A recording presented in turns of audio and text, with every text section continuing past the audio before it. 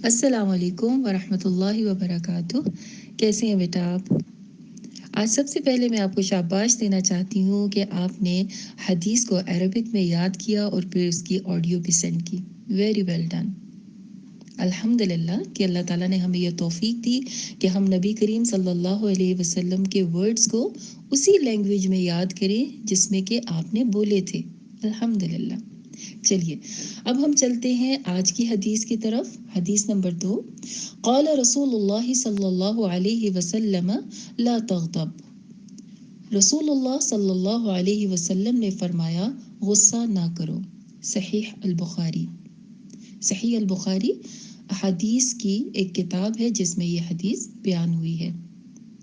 اس حدیث کا مطلب کیا ہے؟ غصہ نہ کرو. آپ جانتے ہیں کہ غصہ ایک ایسا ایکٹ ہے کہ جو کسی کو بھی اچھا نہیں لگتا.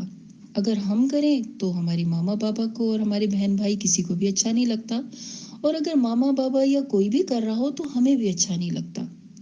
تو نبی کریم صلی اللہ علیہ وسلم ہمیں ہر وہ اچھا کام کرنے کو بتا کر گئے ہیں جو ہمارے لیے فائدہ مند ہے، اور ہر اس برے کام سے بھی آپ نے منع کیا جس کا نقصان ہمیں دنیا میں بھی ہوتا ہے اور آخرت میں بھی ہو سکتا ہے.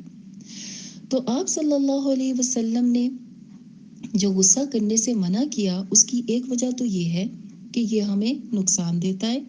دوسرا یہ کہ غصے کے بارے میں فرمایا گیا کہ یہ شیطان کی طرف سے ہے، اور آپ جانتے ہیں کہ شیطان ہمارا انیمی ہے، ہمارا دشمن ہے. وہ کبھی بھی نہیں چاہتا کہ ہم کوئی اچھا کام کریں کہ جس سے اللہ تعالیٰ خوش ہوں.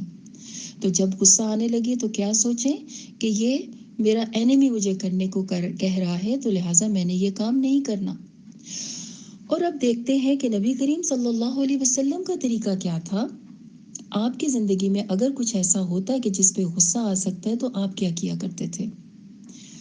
چلیے ایک واقعہ دیکھتے ہیں کہ ہمارے پیارے نبی حضرت محمد صلی اللہ علیہ وسلم ایک مرتبہ طائف مکہ کے قریب ہی ایک شہر ہے، وہاں پر آپ لوگوں کو تبلیغ کرنے یعنی اللہ تعالیٰ کے بارے میں بتانے کے لیے گئے. لیکن ہوا یہ کہ ان لوگوں نے بجائے اس کے کہ آپ صلی اللہ علیہ وسلم کے تھینکفل ہوتے کہ آپ نے ہمیں اللہ تعالیٰ کا تعارف دیا، آپ کے بارے میں بتایا، انہوں نے آپ صلی اللہ علیہ وسلم کو نہ صرف یہ کہ ڈینائی کیا، یہ کہا کہ آپ غلط کہتے ہیں، بلکہ آپ کو برا بھلا بھی کہا، گالم گلوچ بھی کی، اور آپ کو پتھر مار مار کے شہر سے باہر نکلوا دیا. اتنا مس بہیو کرنے پر آپ صلی اللہ علیہ وسلم کو آپ کو کیا لگتا ہے غصہ نہیں آیا ہوگا؟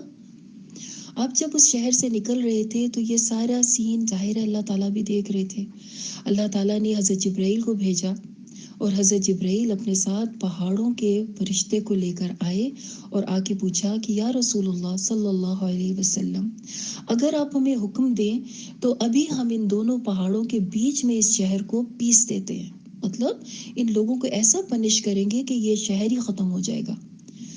تو رسول اللہ صلی اللہ علیہ وسلم نے غصے میں فوراً یہ نہیں کہا کہ ہاں ہاں مار دو، انہوں نے مجھے بہت مارا کہ میرا خون نکلنا شروع ہو گیا، اور اتنا برا بھلا کہا.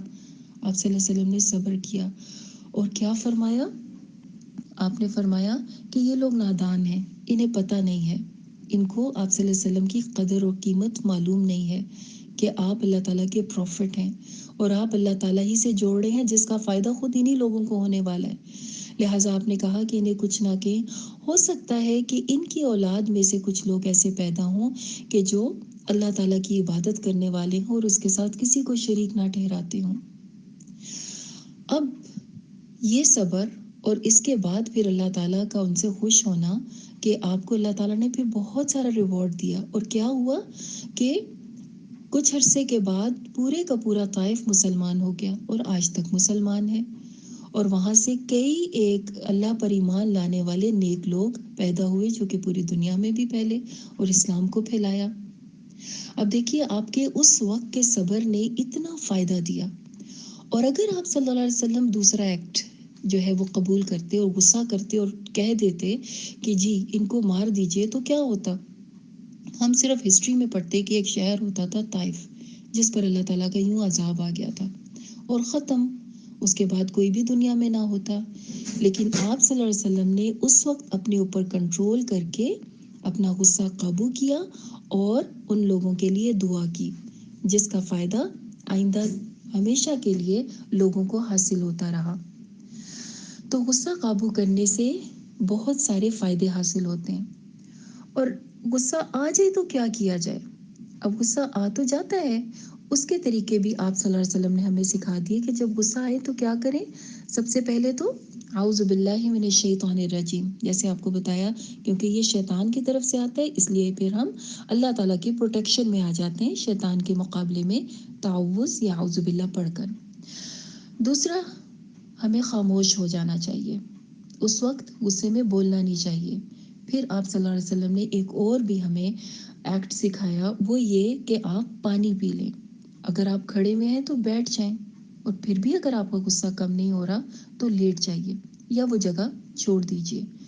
تو اتنے سارے ہمیں طریقے بتائے کہ غصے سے دور ہو جائیں، لیکن غصہ کرنے کا نہیں کہا گیا، کیونکہ غصہ سچویشن کو تو خراب کرتا ہی ہے، خود ہماری باڈی کو بھی بہت نقصان دیتا ہے اور ہمارے فیس کو بھی ٹیڑھا میڑھا کر دیتا ہے۔